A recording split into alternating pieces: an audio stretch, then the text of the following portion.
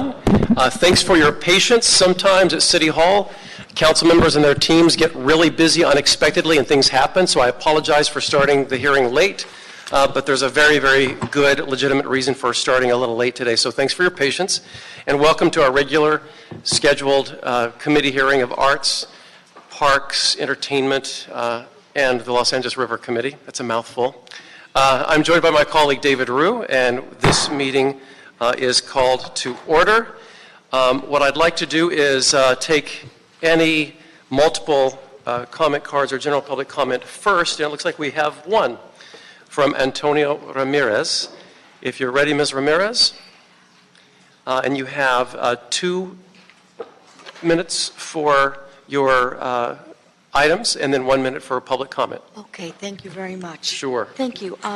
Item number 4. The Getty Foundation should reward those departments that introduce, instruct, enhance, enlighten, and instill American values.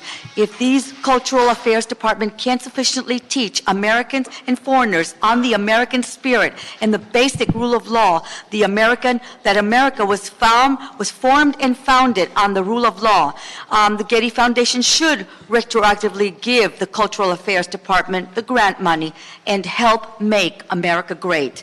And number 5, I am surprised or shocked at best because I was under the impression that our Honorable President Donald Trump, El Jefe, and the great Moses cut funding to the National Endowment for the Humanities. So where are they getting the money to give away? Is George Soros, the Hungarian corrupted Jew, funding them? And how is he getting the money? And having said that, I am now going to do my public comments. Now, please, keep parks safe and free from theft, harassment, gang stalkings, and the violence. The parks should be a safe zone and stress-free zone where you can let down your guard and not have to worry when you lie down to rest, to sleep, or to read a book that someone is going to rob or harass you, or that includes in the bathrooms. Now, the homeless junkies and homeless gangbangers pose the biggest public safety, health, and welfare threat to all citizens, and that includes to the children. Now, let's take the Grand Park, for instance. You have La Placita homeless junkies, the men's central jail gangs, both black and brown, and some Nazis, and you got the Skid Row homeless junkies and pimps, and they converge at the Grand Park. Now, having been there so many times, over a couple years now, homeless myself, I've had to deal with theft and gang stalkings and assaults, and you name it. I've dealt with it all every day. So this is my experience to you. And again, you've got also problems in the bathrooms with trannies and also men coming into the females' bathrooms. Okay. So we've got to keep that. And again, they do hide the drugs in the shrubberies throughout the park. Thank you. Thank you very much. All right, thank you. At this time, we'll close comment cards for multiple items and general public comment. So the comment card is now closed. And colleague, welcome Mr. Price. We shall continue, and if there are no cards, I'd like to move items 2 through 5 on consent. Without objection, items 2 through 5. And then, colleagues, what we need to do is approve item 6 with a technical amendment to change the authorized funding acceptance to $93,000. It was misprinted at $92,000, but it's $93,000. So I'd like to move to approve that with that amendment. Yeah, so moved. So we're good there, which brings us to item number 1. Item number 1, Mr. Chair, is a City Administrative Officer report relative to the proposed agreement with SMG for venue management and food and beverage concession management at the Greek Theater and for food and beverage concession management at the Roosevelt Golf Course Cafe. Thank you, Mr. Morales. So what we'll do, here's the order of events. We'll hear the representatives from OVG and SMG, and then each side will be given 5 minutes, and then we'll get the presentation from Recreation and Parks, and then we'll open up to questions from my colleagues and I. And so we've satisfied all comment cards. There are no additional ones on item 1. So what I'd like to do is invite OVG to the table to make your presentation. I think I'm looking at the wrong people. But yeah, you're here. Anywhere you're comfortable. And 5 minutes for a presentation. Welcome. Thank you very bet. much. My name is Beth Collins, and I'm the president of Azoff MSG and a board member at OVG. I wanted to use my time today not to sort of defend our bid or do anything like that, but rather to, as an Angelino and a member of the live entertainment community, talk a little bit about the Greek and why I believe that this contract overall does a disservice to the city and to the Greek. The Greek is in major need of repair. I think we all understand that it needs significant capital improvements. I think that we should be focused on that. We should be focused on that for the community, to build them sound walls, to make it safer, to make it a better overall place as it goes into its 100th year. We responded to the RFP. We did so to the best of our ability. But really, the RFP was not fundamentally set up to address that fundamental issue. We understand SMG put forward more capital than we did, but that's nowhere near the capital that's needed, and in fact, it'll only be a Band-Aid, and then when we get into it and really work on it as a community, we will find that we will probably waste that money because you'll spend money and then it'll be good money after bad, right? So, I wanted us to think about that as a city and as a community member. We tried to give you guys some guarantees so that you at least had revenue stability and certainty. We understand that wasn't valued by Rec and Parks.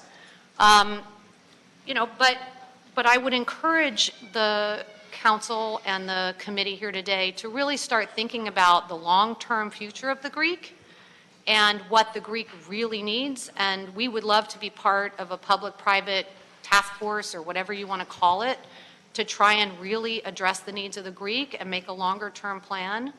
We respectfully would request that you give SMG the contract, but give it to them for a shorter duration, because we feel like the 5 years is you're giving an exclusivity and you're limiting your potential to do things that the city really needs to do with the building over the 5 years. If you choose not to do that, then I would hope that at a minimum the city would start to spend the time now and create the task force and do the things they need to do now to start thinking about how to fix the Greek. Thank you for your time. I appreciate being a participant in the process. It's certainly an iconic venue. As live entertainment professionals, we love the venue. We think it's one of the best in the nation, and we think the city and the community really deserves more and deserves better. Thank you, Ms. Collins. Thank you. Thank you. All right, we have representatives from SMG. Thank you, council members. My name is Doug Thornton. I'm the Executive Vice President for SMG. I oversee our Stadium Arena Theater Division. I'm joined by my colleagues, Becky Caldwell, who's our General Manager of the Greek, and Michael Kraus, one of our regional VPs, and some of our other staff members at the Greek. I wanted to just quickly review our history with you and talk a little bit about our proposal and then maybe comment on some of the things you just heard. 3 years ago, there was a lot of talk about whether the open venue model would be successful and whether or not the city could take back the facility that it owns and operate it in a successful way. We took a risk with you to do that, and over the last 2 years, I think we've proven that that model works. Not only have we met the expectations, but we far exceeded the forecast that any of us thought possible. We generated $10.7 million for you in 2 years. We have increased the ridership of the shuttle by 35%. We had benchmarks going in. In fact, there were requirements in our contract to do that, and we far exceeded those expectations. And we're on a path this year, this fiscal year, to generate close to $6 million in one fiscal period. As we come to the end of this contract term, we look forward to the next 5 years. We think over the next 5 years we could generate as much as $40 million. And when you combine that with the $4 million capital improvement guarantee that we're providing, it's going to put you somewhere in the neighborhood of $45 million for this facility. And that, I would argue, is money you could use for improvements if you so choose. I want to quickly tell you about... $1 billion over what you're saying. That would be revenue generated for Rec and Parks, revenue generated for Rec and Parks over that period of time. If you 5-year period? Over the 5-year period. Just a little bit about SMG. We run 240 facilities around the world, 13 of which are open venue amphitheaters just like yours. 92% of our clients are municipal clients, meaning we work for cities and states. We understand transparency. We understand public procurement policy and those directives. And I think that's why we've built such a great relationship with Rec and Parks here. The city drives the bus. I mean, you're driving the car. We're just there to give you some direction and support your initiatives. With that, I want to just hit some of the highlights of our proposal. I mentioned the capital investment, $4 million guaranteed. $2.3 million of that was to be spent on hospitality-oriented areas, food and beverage, if you will. Another 1.7 in operational, functional items, if you will. And those are suggestions. Some of those were required by the RFP, but they're suggestions that we've made based on our operatorship over the last 2 years. Ms. Collins is right. There are some capital needs out there. The roof needs to be addressed. The seats need to be replaced. That's one of the things that we had put in our proposal. But you can use the money any way you want. It's money that we're going to provide to you to generate capital improvements for your asset. But we believe that those improvements will help drive revenue. In fact, everything that we've proposed is built around improving the fan experience, the artist experience, and driving revenue for the department. We also offered a very robust food and beverage proposal where you're to receive 43% of the gross proceeds. We believe that that's going to generate a total of about $3 million a year. And if you run that out over the 5 years, you know, you're talking with growth about a little over $16 million just in food and beverage alone. We've increased the sponsorship share to Rec and Parks by 5%. The minimum was 75. We've increased it to 80, and we believe that based on our projections, we can generate 2.6 to 2.7 million a year in sponsorship. Over the period of time, we believe that number is going to grow.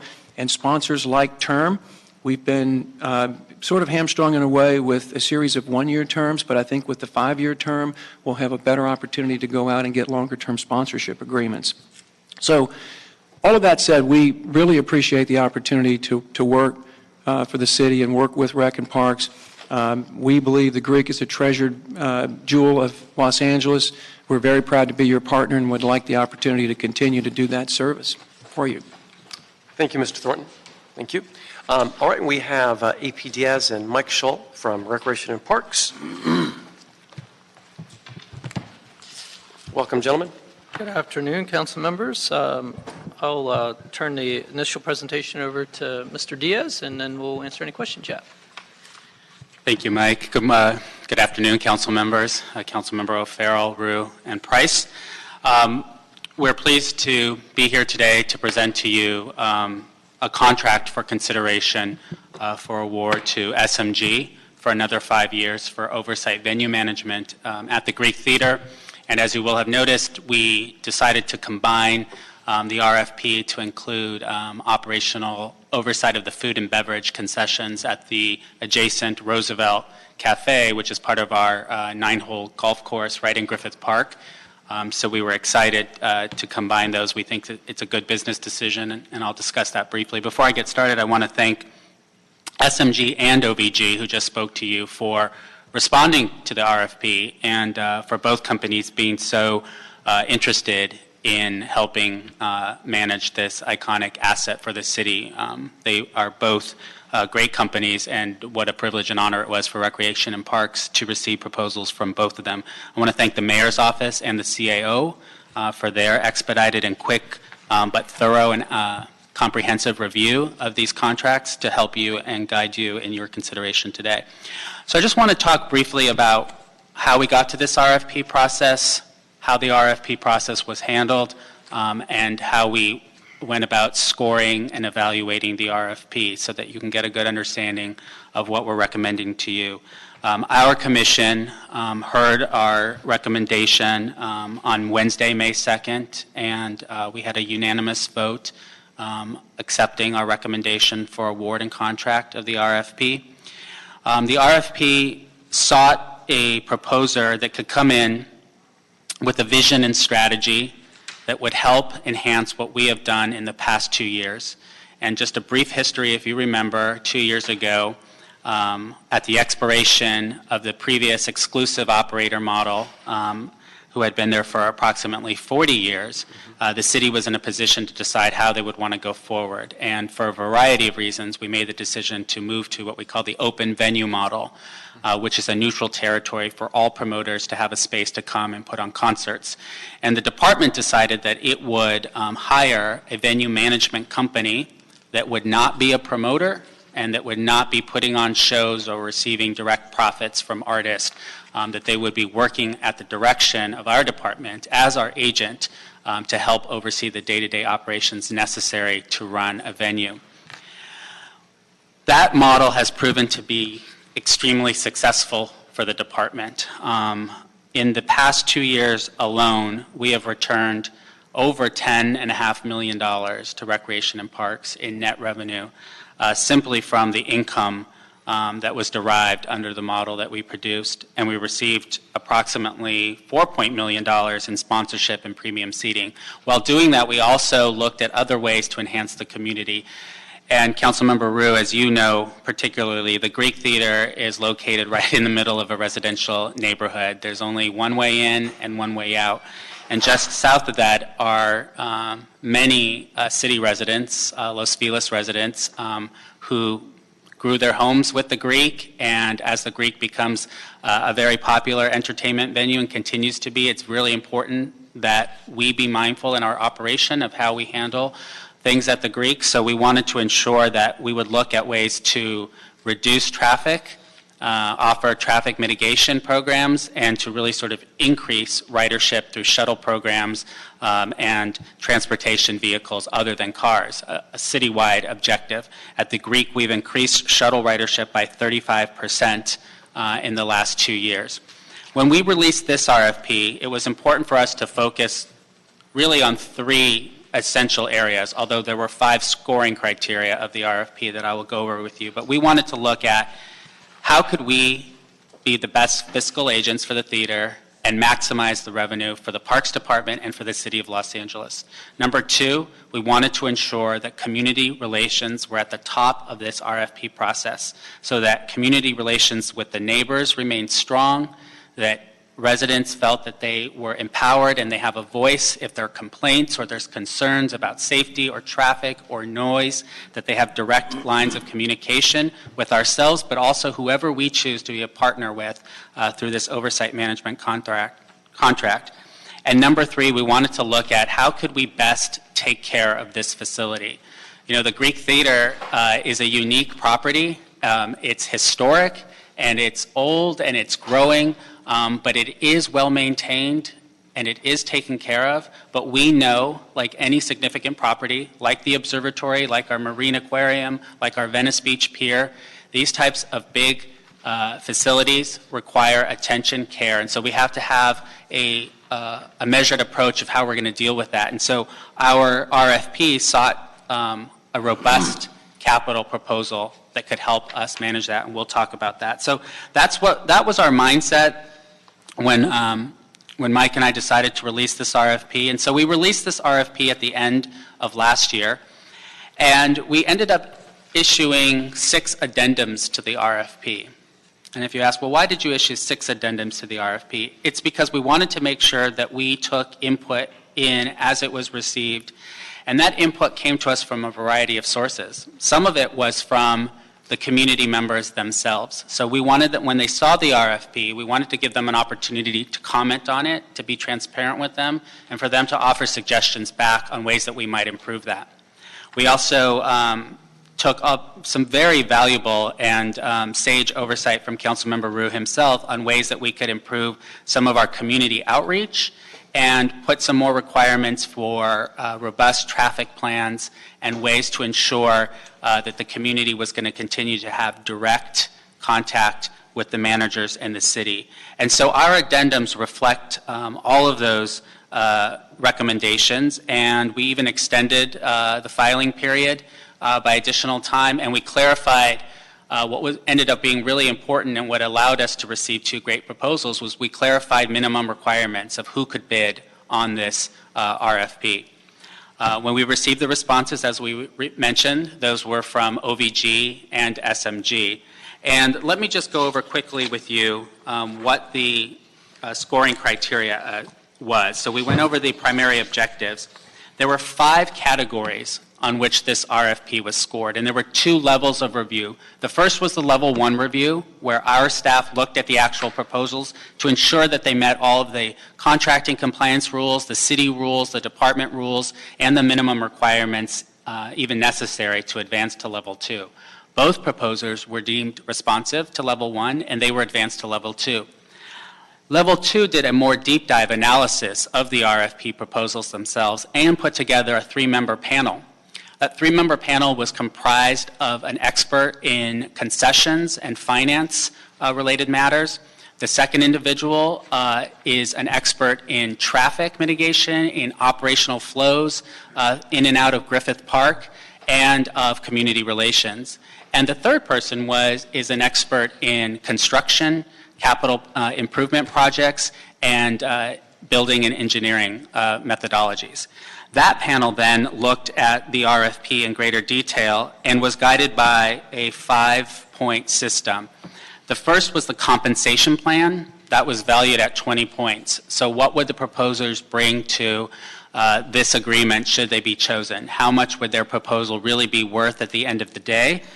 And what would they be offering in terms of minimum guarantees, financial percentage splits on food and beverage, or sponsorship or premium, and that was sort of the meat and potatoes of the compensation plan.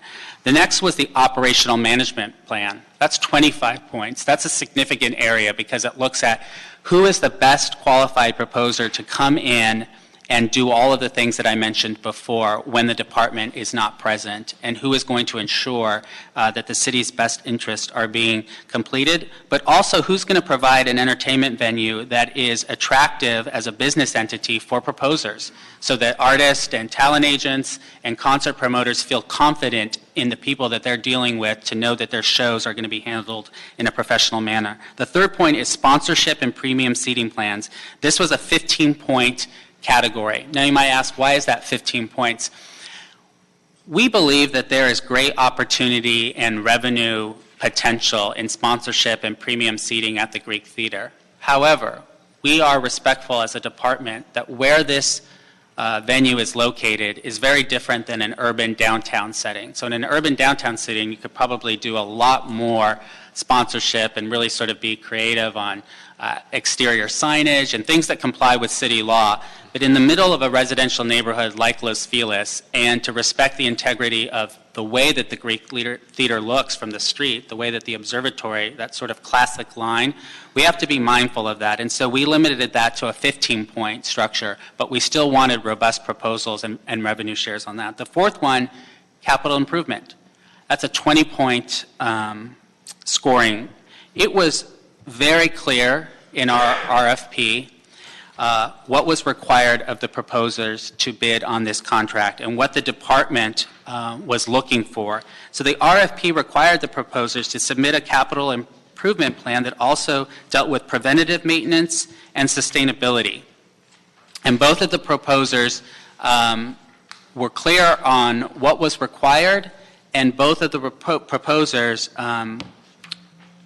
offered up what they believed was the best way to meet minimum requirements and also to offer additional monies that could help us in this endeavor. And I'll talk about those in just a little bit, not in too much detail, but I will tell you that there was a significant disparity between the two when the proposals were received.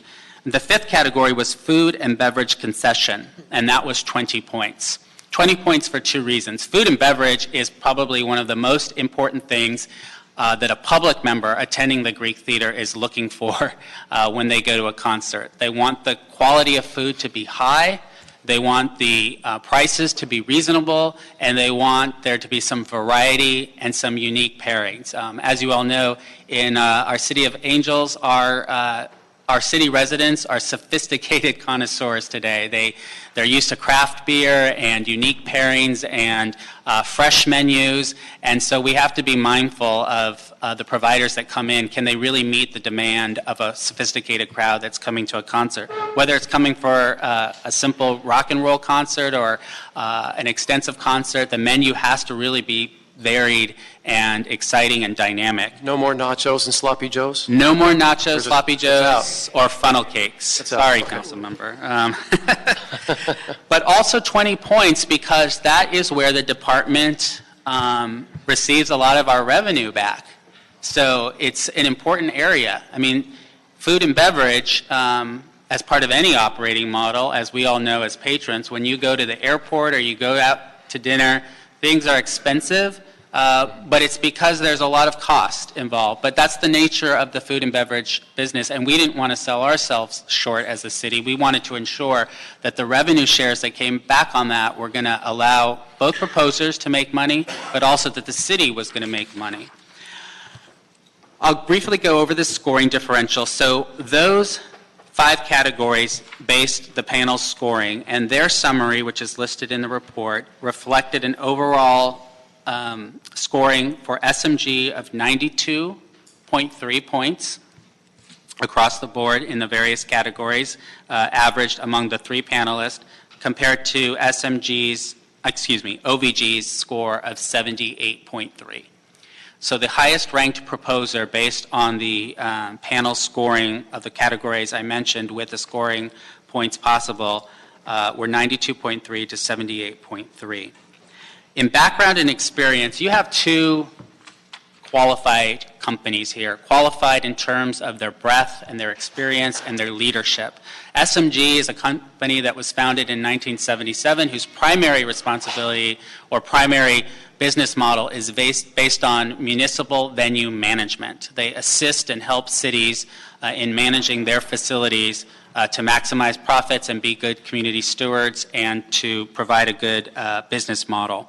They have 5,000 employees and they manage about 240 facilities throughout the nation, including 13 outdoor amphitheaters, and about 92% of their clients are municipalities. OVG was founded in 2015, and it's also a company that brings together a lot of entertainment industry and background. They have a partnership with Madison Square Garden and also through Irving Azoff MSG.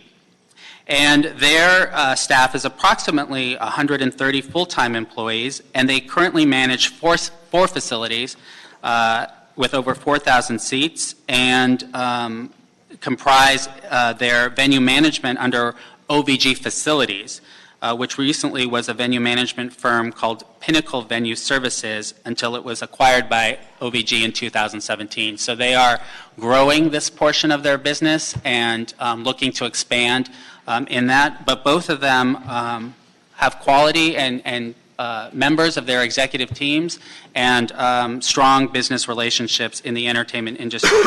The compensation plans were similar in terms of the management fees. So because the proposers that work under our open venue model are agents of the city, we pay them a fee.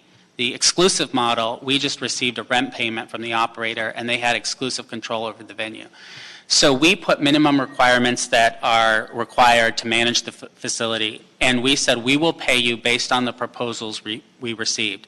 So SMG proposed a management fee of $2,057,000 per year to manage the facility and to handle the responsibilities. OVG proposed a $2.1 million management fee.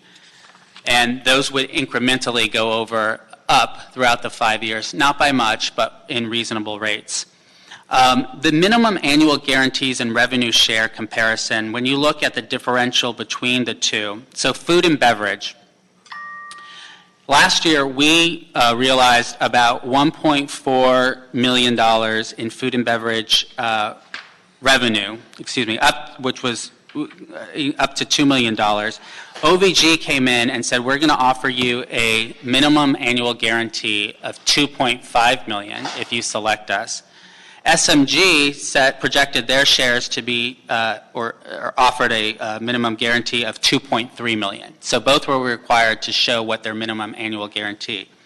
The difference between the two proposals thereafter, after the minimum annual guarantee, is that OVG proposed that they would share with us 40% of food and beverage percentage split.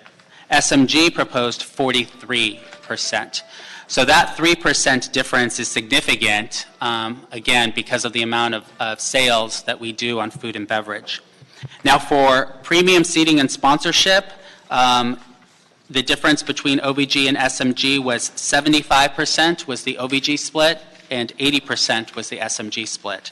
For filming and special event revenue, it was both equal at 75%.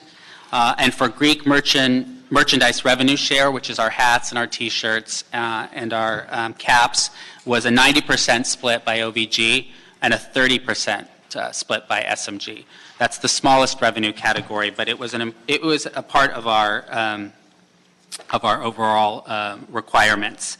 When you look at our revenue projection comparison for year one, we are projecting overall that the Greek theater revenue projected for year one under an SMG contract would be about $2.8 million. And under OVG's, it would be $2.5 million.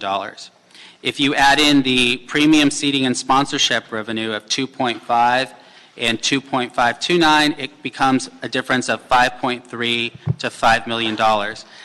Projected over time, as was stated earlier, the projected revenue from an SMG contract would bring more money to the Department of Recreation and Parks, not only in sponsorship and premium sale revenue, but in food and beverage and in the other comparative categories. In the capital improvement category, we talked about the difference of the two. So SMG proposed a $4.2 million capital improvement plan. That's $4 million to the Department of Recreation, an investment that company is making into the venue. And they proposed a very detailed analysis of how that money could be spent. Some of those details, I think, are reflected here on the boards that they brought with them. And they really looked at enhancing the food and beverage areas of the Greek Theater, a very robust and detailed plan for that Roosevelt Golf Course Cafe, which would be called Franklin's under the new proposal and be sort of a fresh fare market and an area for golfers and community members to have a place to come get food. And really sort of stressed how they could come in and assist the department in maximizing the space. What's key about that $4 million is that it's fluid. It's not tied. It doesn't come with conditions. It will be at department discretion for what we think is the best way to prove it. It's very valuable, too, when you compare it to the $1 million, $1.2 million investment by OVG. Not only is it distinguished by almost $3 million, it also enables the department to focus on some of the other capital needs that we talked about. So there are revenue stream sources at the Greek Theater. One of them is our facility access fee, where we gain about $1.6 million every year. That's a fee that we assess on each ticket sold. That money directly goes back into the Greek Theater, and it is the money that we've used to fund some of our renovative interseasonal improvements that we do. When we add new staircases in, when we widen areas, when we've done new box suites, or we've made improvements to restaurants, we rely on that money. By not having to use that money to do some of those things that are needed to the restaurants and to make the patron experience better, we now have that capital freed up that we can put directly back into some of the infrastructure repairs necessary. By accepting SMG and having greater revenue streams in sponsorship and food and beverage, we can also take that money and put that towards the investment plans that we've done. And we do have a very concerted and detailed plan of how we're going to address capital improvements at the Greek. We are just now in the process of completing a historical assessment report with our partners at the Bureau of Engineering and through a very recognized historical firm that's looking at the Greek to tell us what can you not do, what are the parameters, what are the limitations, what's the best way to approach your improvements in the years to come. We've also issued a notice to proceed on our roof evaluation. Our roof does need attention, and our roof is going to need some repair to it, but we believe that by getting a comprehensive evaluative report on that, we can then focus on what's the best way to address it and the proper way to address it historically so that we can get it fixed and then continue to move on to other needs, infrastructure needs as they come up. We've talked about sponsorship and premium seat revenue, and we've talked about the capital improvement plans under the plan. We just want to stress that this contract is very important to our department. It's not only a contract for one of our most prime assets that we cherish and value, but it's important because it demonstrates a unique business model in the city of LA. It's an innovative approach to managing an asset in the city of LA where we retain control and authority over the venue management firm that works at the Greek Theater. The city directs how policies should be implemented. The city directs oversight on how to best manage and run the facility. And you know, it's a fundamental reason why we made capital improvements such an important part of the RFP, as well as an operational business plan. I mean, we're very fortunate, the city is very fortunate to have a general manager of a department who is an engineer by trade, who spent the majority of his career building great things in the city of Los Angeles. There's no one I know who is more equipped to handle the responsibilities of capital needs for the Department of Recreation and Parks than Mike Scholl. And his investment and his oversight in this property is tremendous, and we're extremely, I can just say confidently, that we're in good hands with that. Mike has also asked me to take some directional oversight on the day-to-day operations of the facility and to ensure that some of the business operations, and so I've prided myself on being able to do that.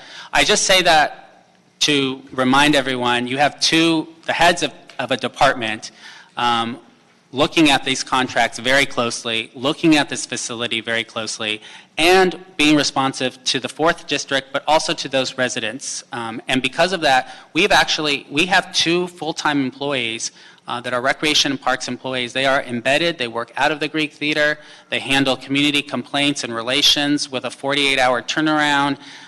They are sort of the eyes and ears for our department, but also the eyes and ears for what the community is saying. And those individuals work very closely with our council staff and our stakeholders and our improvement associations. Our community relations are so great at the Greek Theater, and that's a large part, too, to SMG, who has worked there for the past two years. They've done a tremendous job in improving those relationships. So we want you to, for all those reasons, we ask that you respectfully consider our recommendation, our commission's recommendation, to award a 5-year contract to SMG. For all the reasons stated, we are very confident in our recommendation, and we believe it's the right decision for the city, for our department, and for the community. And that's our presentation. Thank you, AP. Now, you gave Mr. Scholl such a great build-up. And I don't think you get any argument on this panel. Would Mr. Scholl like to say something with that incredible introduction? We should all be as lucky. I'm lucky to have Mr. Diaz on my staff. No, I think we're ready for any questions you have. AP did a great job in outlining the proposal.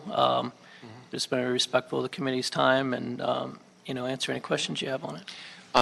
I'm going to just focus in on 2 items and then turn it over to our colleague, Mr. Roos, since the Greek Theater is within the 4th Council District. And let me first of all applaud his leadership in terms of just this very complicated, doesn't seem that complicated to me, but it is a complicated process, and one that where the stakes are very high in terms of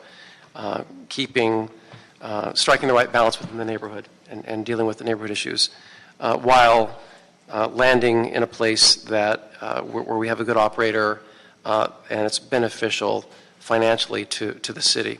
So just focusing on two main things for me before I turn it over.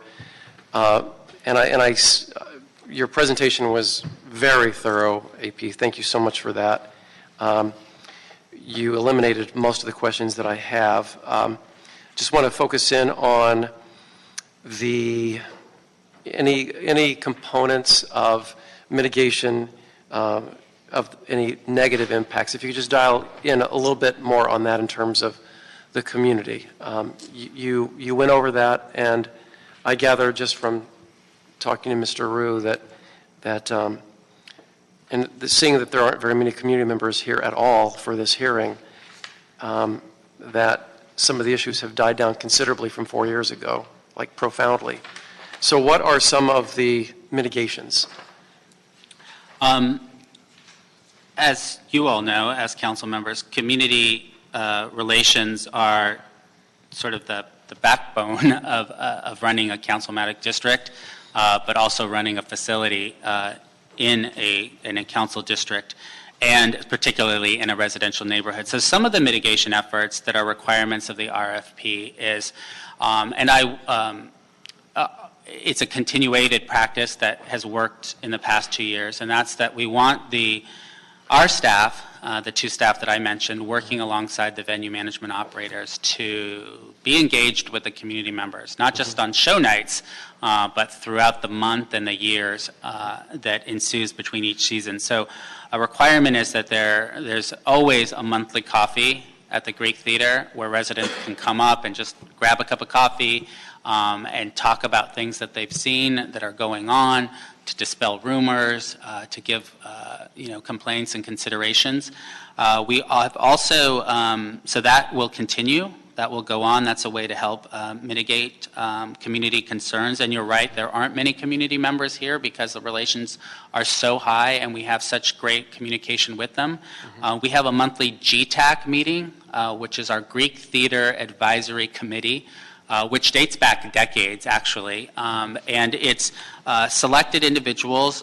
They're comprised by members directly appointed by Mr. Rue, by the mayor's office, and who have some footing in the community to help sort of guide the department on the decisions that we're making for the Greek. So are we ensuring that the Greek is not just a place where you have these fancy concerts and then you're not utilizing this gift that was given to be a place of recreation for the masses by Colonel Griffith way back in the 1920s, to ensure that it's being still used that way. And I always like to tell people that I think the best way that we help mitigate community concerns is that we open up the Greek for the community. So we are committed and will continue to have high school graduations at the Greek, where maybe a private facility wouldn't do that because you don't make a lot of money. We're committed to having cultural festivals at the Greek and community organization events. Every year we open up the Greek at the holiday, at a holiday time that the department and the operator and the council district puts our own funds into, so that the community can come out and have an interfaith holiday celebration, a tree lighting, a menorah lighting. They can run down sleds and sleighs, but they can also go around the Greek. But I want to talk about one last thing, is we're also utilizing the Greek to be a role model for kids throughout the community. What I mean by that is we have asked our venue management operator to work with our staff as well as our trade unions at the Greek. And we have some great trade union partners represented by various unions. We have very strong relationships with them. And we said, how can we use the Greek Theater to best serve the community? There are thousands of kids in communities all throughout LA who will never go to a concert. Either it's too expensive, they can't get transportation to the Greek, it seems unreachable for them, but in a city where we perpetuate the dreams of showbiz and entertainment, there's lots of kids growing up wanting to do that. And so we've developed a mentorship program throughout the city where we bring children from disadvantaged communities or urban impact centers. We bring them directly. We provide transportation, we provide food the whole day, and they work directly with trade unions at the Greek, and they learn how to put on a show, how to hang lights, how does stage setup develop, how does ticketing work, how does production work. And then they're invited to come back to see the show and be like a mini rock star for the night. That program is just growing. It has such tremendous opportunity and potential, and so we want to continue to expand that and come up ways that we can do that. And just the other day, the SMG was saying that maybe we could expand that to some food and beverage opportunities, maybe some of the on-site chefs and food specialists that they will be having coming on board can teach kids about cooking and catering and those sorts of things, which are attractive. So those are just some examples of how we are giving back, but we're making sure that the Greek is open for the community. It's not an exclusive place. It's really a place for everyone. Great. And in terms of the requirements within the agreement, the financial, the capital improvement requirements, right? So there are minimum requirements for that, and you went over that very thoroughly. But then there's the other piece, and that is the unanticipated revenue generation and the profits coming back to the city. Can you elaborate on how those profits, aside from the minimum requirements for the capital improvements, how they will be reinvested in the long-term capital improvement needs that we have? You're doing the historical assessment report, for example, so of course you're going to do the report that's going to come back with what's needed to bring it back up to its historical significance. Is there a percentage of that anticipated profit that will be reinvested? Can you talk about that? Because as both presenters talked about, there are greater capital needs beyond what this RFP is calling for. Preventative maintenance and sustainability were the two main factors. And then there are minimum requirements, but it's going to need more. So I guess where I'm going is I'm kind of anticipating. It would seem to me that you have designs on using that extra revenue for the longer term capital improvements. Can you elaborate on that? Sure. Yeah, let me, so just to start, I mean, we're very proud that we put probably over $7 million of investment into the building over the last 2 years. A good portion of that money, as AP explained, comes from a $5 surcharge on the tickets, which is goes directly to a capital investment account, that we use that money only for capital investment. And it's an interesting discussion because, you know, as the general manager of this department, overseeing 450 parks, I think it's the only building that I operate that actually has a revenue stream. Right. So, it's interesting to me when I think about the Greek and capital improvements, I'm less worried about that than I am your local rec center or your local swimming pool. So it has money to take care of itself. And because we did the historic structures report, that's just a roadmap, and it's basically a guide that's of the do's and don'ts of restoration work in a very important facility. Having that done is something that's never been done on the Greek, and having that as a way to guide us on our improvements, which is where we're starting to go now, is that with the $7 million that we've invested in the Greek, and with the $4 million that's proposed in the SMG proposal, it allows us now to look at our money, the $1.6 million that comes in annually, to invest that money directly into some of the heavier infrastructure. And some of the stuff that we've done over the last few years is very, very important. I mean, there's been a lot of historical restoration done on the existing theater itself. Restoration work that hasn't happened in decades. I don't buy into the whole, it needs, and it's concerning about a lot of work. We have a lot of buildings that need a lot of work in this city. The Greek actually looks better now than it has looked in decades. And it's only going to get better from here. I mean, with the infrastructure, all new lighting improvements, all new fire safety systems, improvements to the concessions, improvements to the front plaza area, to the backstage area, the artists, all their dressing rooms were redone. I mean, we could go on and on. It's work that hadn't been done before. As we look forward, we have a plan.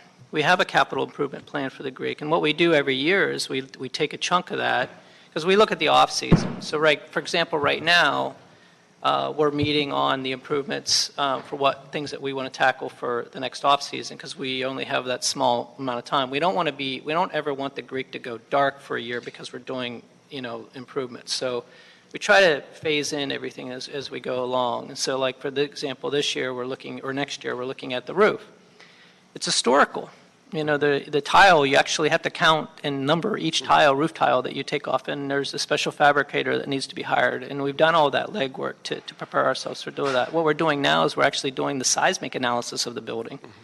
That's relevant because if you're going to take off the roof, and do all that work and spend, probably over $1 million just redoing that roof, by the time you're done doing HVAC systems and all that, the roof seismic work should be done at the same time. So I think we're in very good position going forward. And I just want to emphasize that, because we have in BOE, and I do want to stress that Bureau of Engineering has been an incredible partner to us and valuable partner to us in getting these capital improvements really on top of it. Gary Moore's staff has just been phenomenal.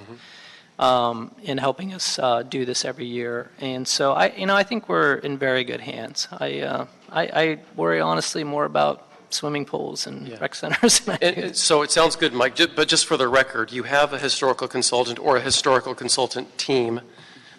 Page and Turnbull is the name of the company, yes. Right, okay. Yeah. And are you consulting with groups like LA Conservancy because this is definitely a historically preserved gem that needs long-term investment, which is what you just said. But exactly. In terms of, just for the record, making sure that people understand that we're all on board with the objectives I think we had collectively, even with the RFP process from 4 years ago, a huge piece of that was restore the Greek. That's right. So that's still a high value. Yes. And that's incorporated into your short-term and long-term plans. It absolutely is. And the relevance of the Historic Structures Report. So that document has already been submitted to City Planning, which oversees now the cultural heritage, elements. So that's already been submitted. So it will become the document that will be referenced going forward, once approved for any major. It also details improvements, areas of the Greek that are not historical and which don't need that extra. We need that clarity. But it does provide that kind of rule book, if you will, on what can and can't be done. And if you are going to do something, this is the way it should be done. But that's just a start. So when you do identify a project, there's a whole nother layer of CEQA and environmental analysis that has to happen in analyzing that stuff. The Historic Structures Report is simply a guide to make sure that you're falling within, you're following a kind of a roadmap in your historical restorations. And everything will be done according to the Secretary of Interior Guidelines for Historical Restoration. It's a federal guideline that's followed by all of these organizations. And, I've renovated some of the oldest buildings in this city, starting with El Pueblo. All those buildings over there, that was under my purview when I worked in Bureau of Engineering. So it's not anything that's out of the ordinary for us. And with our partner, Bureau of Engineering, we're pretty confident. Great. Thank you. Mr. Rue. Thank you, Mr. Chairman. And, on that note, I know I did speak with you, Mike Scholl, General Manager, on the Cultural Resources Report, which I know is coming out imminently. Yeah. So I look forward to seeing that and sharing that with the rest of the committee members. But based on exactly what you said, Mr. Chair, outside of this contract, I'd like to instruct RAP, and I don't know if I could formally instruct or if I have to do a separate motion. If I do, then I'm giving you a preview. Instruct RAP to report back in 60 days on a more formal proposed long-term conservation and capital improvements plan for the Greek. So I just want to mention that. But, going to my comments, I really want to thank the chair for being so supportive and being so interested in this issue because, yes, the Greek Theater is nestled in one of my residential communities, but it is a resource for the entire city of LA. And I thank you for your direct interest in the Greek and all your support in this, Mr. Chair. And I also really want to thank the Department of Recreation and Parks for all of your great work on the Greek Theater RFP process. I especially want to highlight the responsiveness of your department and for all of your revisions and extension for the application. Mike, AP, the Greek Theater Advisory Committee made sure to create an inclusive RFP that not only supports the venue and concert experience, but also supports the community around the theater and the long-term traffic improvements that will benefit the staff, the residents, and visitors all alike. And because this was a competitive process, we identified two amazing candidates, SMG and OVG, as we heard from earlier today. And they brought many ideas to the table on improvements, and in each of the categories they scored very high. And each of the proposals held a very promising component to them. But before I move on, I really want to also acknowledge the Board of Recreation and Parks Commissioners for their thorough review and their due diligence.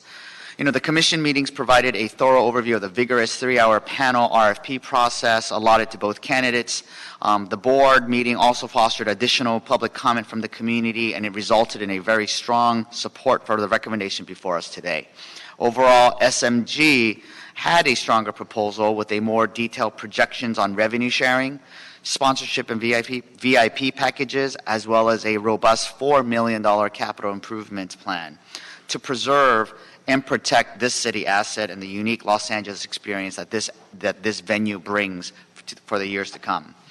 And SMG has established a great working relationship with the community over the past 2 years. And they are continually addressing even more improvements on traffic, sound, and resources, as we can see in their RFP proposal.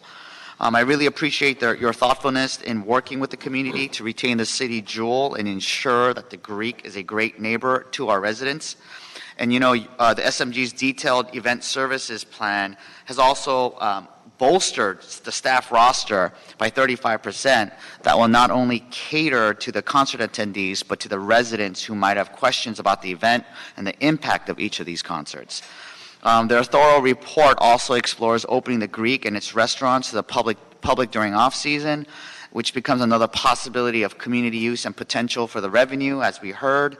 And all in all, I think this was a very competitive RFP, and I'm very proud to be able to support your report in moving forward. And I really want to thank again Recreation and Parks, SMG, OVG, and the RAP Board of Commissioners for this robust process. And I'd like to support the recommendation listed in this report.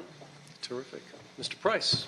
Thank you. Just a few questions. I certainly want to just thank my colleagues for their extraordinary leadership in this particular issue.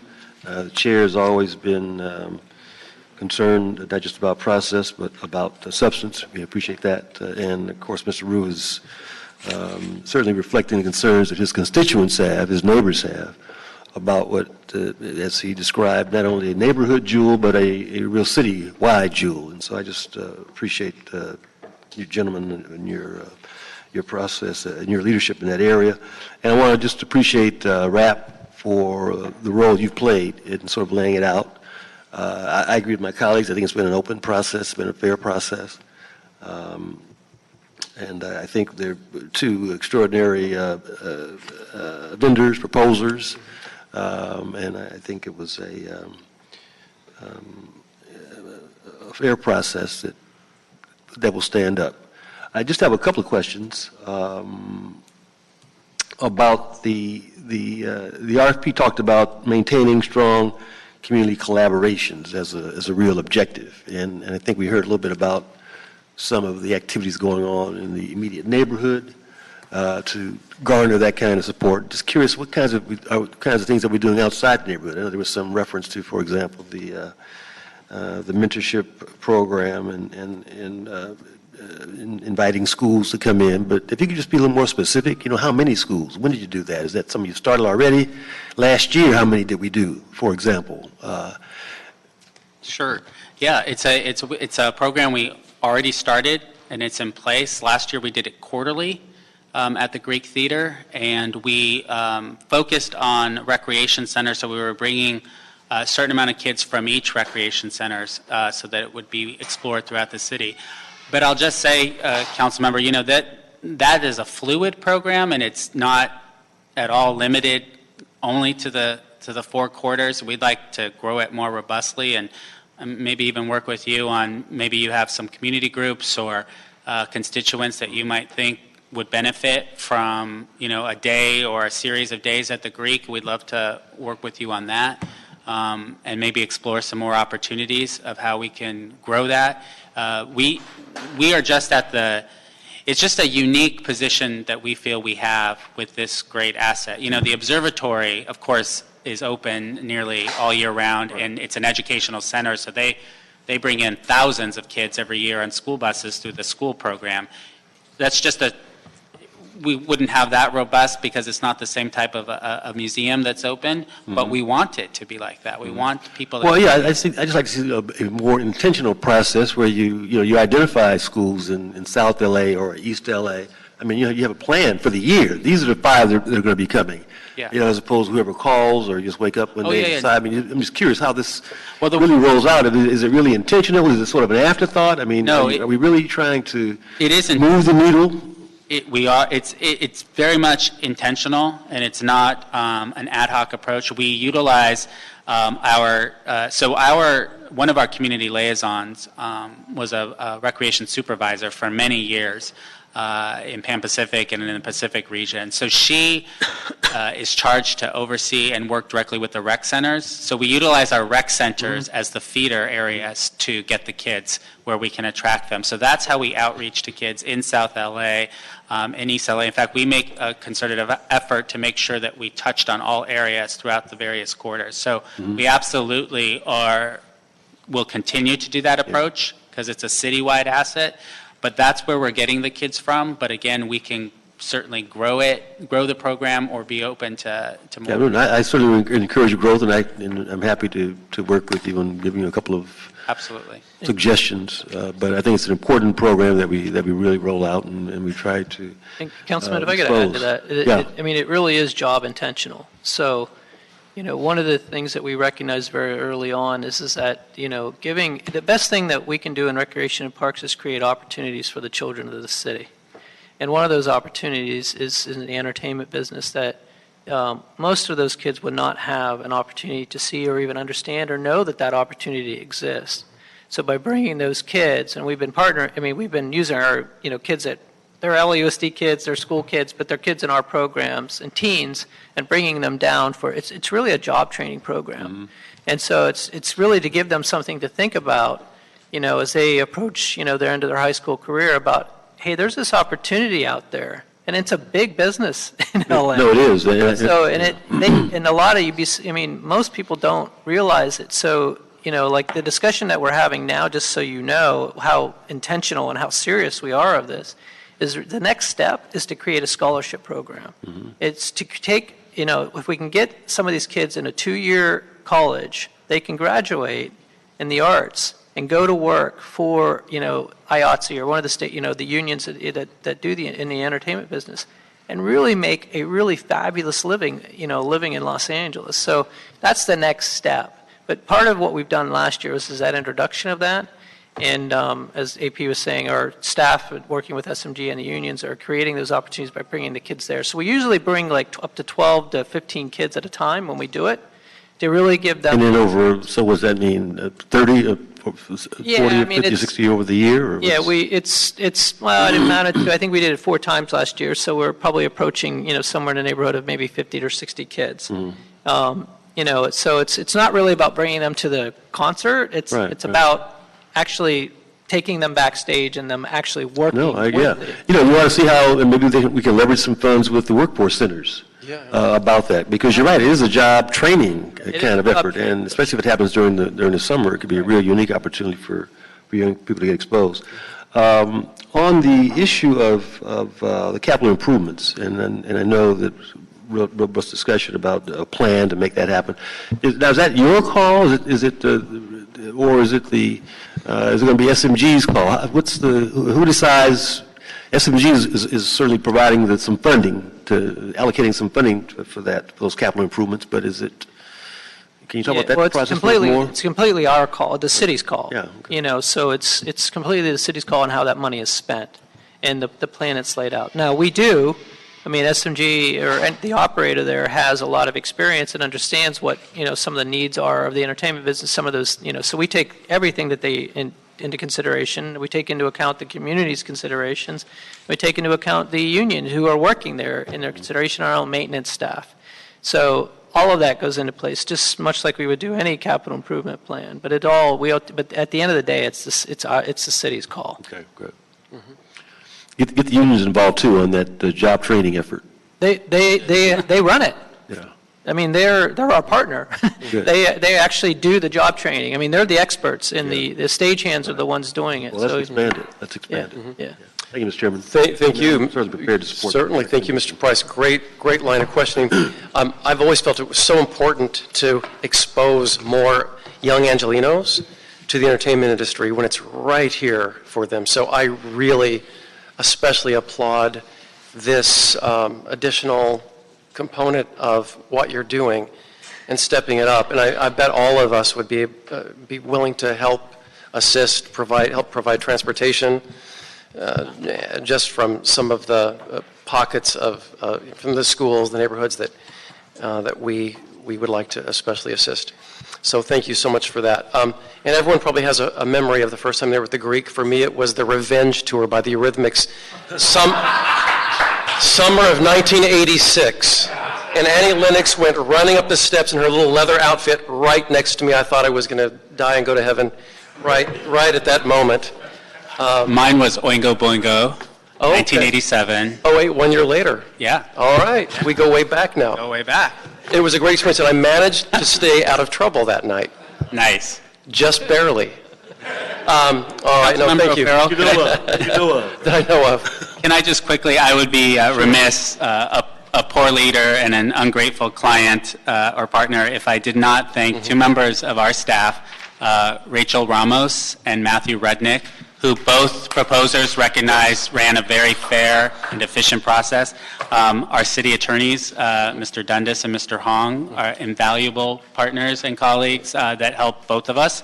And also, again, our CAO, Jay Shin, and Terry Sauer, analyst, who work very hard with us all the time. I just wanted to thank all those people. Thank you so much. And Mr. Rue's staff, everybody. Yes. And I would like to, again, thank OVG and SMG for your comprehensive approach to this, and your remarks were terrific. So what I'd like to recommend, colleagues, is that we approve the recommendations in the CAO report, right, with the added instruction from Mr. Rue for Rec and Parks to report back within a couple of months, within also say 60 days, on and articulate more detail about the long-term, may I use the word renovation or? Sure. We used, What did you, capital? conservation and capital improvement. Okay. That's pretty common. Let the record reflect that, please. And we'll schedule that for a committee. We're already in May. If not probably in August, probably for the August meeting. And that shall be the order. Is that allowed, Mr. Dundas? Well, I just want to make one sort of statement to clarify the record that the recommendation includes the corrected attachment to the CAO's report. The report itself did not change. The mayor's transmittal did not change, but the board report from the Rec and Parks Department was corrected ever so slightly. Just making sure that in the vote of the committee that it's including the corrected report. Absolutely. Right. With the technical correction from the transmittal, correct? Correct. Right. Let the record reflect that as well. So that shall be the order. And thanks again for the wonderful and thorough presentation, Mr. Diaz and Mr. Schull. Mr. Chair. Yes. Just for clarification, Councilmember Rue's instruction, is that going to be included in the committee report? Yes. Okay, thank you. The recommendations plus Mr. Rue's additional instructions. Thank you. All right. And I do believe that concludes the last item, and this meeting is adjourned. Thank you.